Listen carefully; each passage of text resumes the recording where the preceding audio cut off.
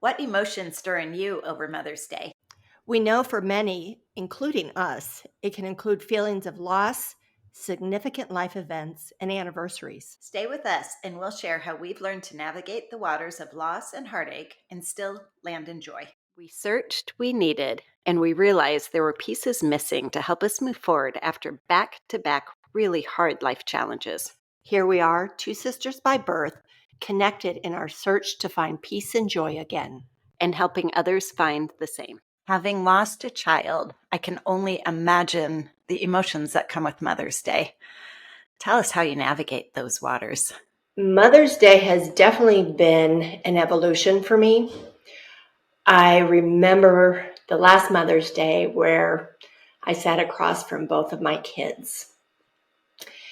And then the next year, I was about 7 months out from burying our oldest child. My husband said, "What do you want to do for this Mother's Day?" And truth be told, all I wanted to do was lay in bed with a pillow over my head and not acknowledge the holiday. It was hard enough to see commercials about Mother's Day and reminders that pop up all over the place of celebrating this event. But to me, the grief was so significant, I just wanted to completely skip over it. There was something my husband said to me that changed it all. And that's when he said, "Kim, you are still a mother to Emily, and she needs to be able to celebrate you."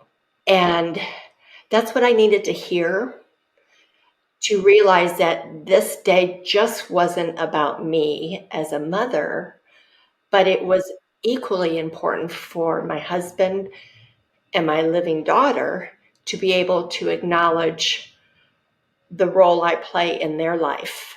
One of the biggest challenges I faced as a mother who had lost a child was, how do you answer the question when somebody says, "How many kids do you have? Tell me about your kids." And it really,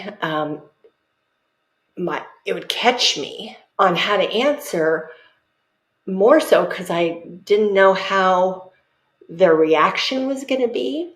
And then I stopped and thought, no, I'm a mother of two children.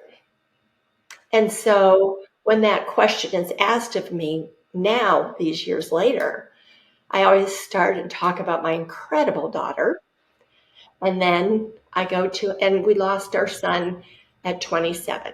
He was an amazing man and is truly missed. But I give myself that ability to recognize that I am a mother of two children. They just happen to be in different realms right now. And that has helped me get over that hurdle, which was a hurdle I'd never anticipated, but one that comes up all the time. Vicki, I know Mother's Day is a very unique holiday for you, having had back-to-back significant medical challenges that presented on this exact day. Tell me how you worked through this and landed in such a joyous place when that holiday arrives. You are not the first person that has asked me that. My baby girl was born and suffered a level 3 brain hemorrhage on Mother's Day 2006 and was given the diagnosis of possibly never getting out of a bed, walking, or talking. And then Mother's Day 2007, her older brother by just a few years was diagnosed with acute lymphoblastic leukemia. And we were handed a 3.5-year treatment plan, chemotherapy every day. So as I look back on those events, those first early years, the triggers were real.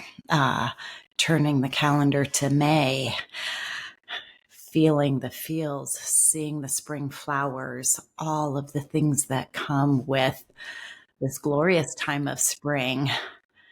In our family, it came with just such a heaviness of impact, if that makes sense. I never fell into worrying of what's next on Mother's Day, but the memories were so deep. Every cell of my body feels May because I can think back to hearing my baby girl may not make it. I can see myself sitting at a table being handed a cancer diagnosis for my son, all on Mother's Day, a year apart. And at the same time, the number of times people have questioned my love of Mother's Day, or you must dread Mother's Day. And, from the beginning of time, I would stop and I'd say, no, I love Mother's Day. It is so. Now, the memories are hard, don't get me wrong. The memories are real tough. And with each passing year, I kind of stand a little taller. I'm a decade plus out of that. And so I'm able to navigate the emotions of the memories. But the significance of Mother's Day is all of that to me, because I truly feel as though I was handpicked for these children, two of them, not only for these babies, but everything that was coming with a level 3 brain hemorrhage, rolling into epilepsy, everything that comes with a diagnosis for your toddler. I thought I was chosen to be their mom. And with that comes the joys and the celebrations.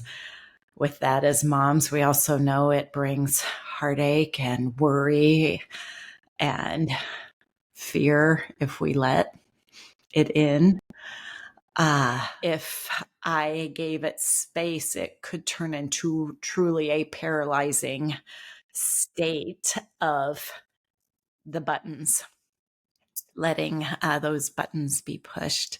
Yet at the same time, it was such a bizarre place to be, because I had and still have two healthy children that showed me what strength looks like, and determination, and celebrate what it's like to be not only their mother, but their three siblings.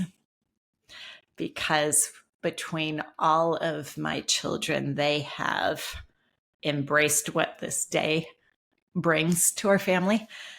That's interesting when you talk about taking the emotions and the memories of that particular day. And mine was more umbrella like.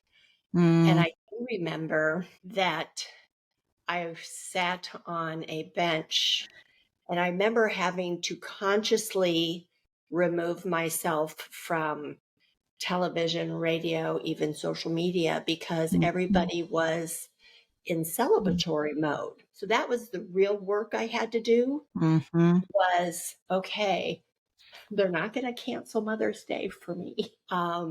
So how do I navigate this so I can still show up and learn how to do it better regardless of the circumstances?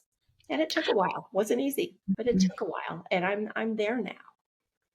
Well, and I think what our hope is, and what you and I together can bring to others, is just that opportunity of, we know there are years it's hard, whether it's Mother's Day or the holidays or birthdays. We know there are hard moments and memories and losses and grief. But how can we also walk alongside of people who are hurting as we once have, and pay that special attention to those who have experienced loss, or haven't been able to have a child.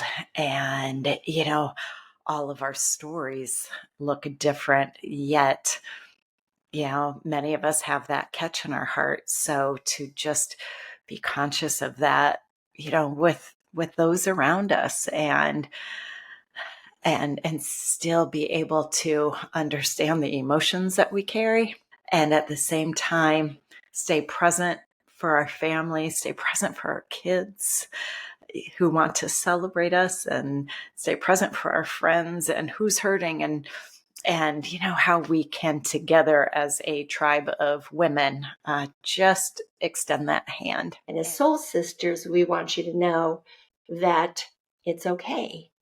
And we link arms together and we make it a better season.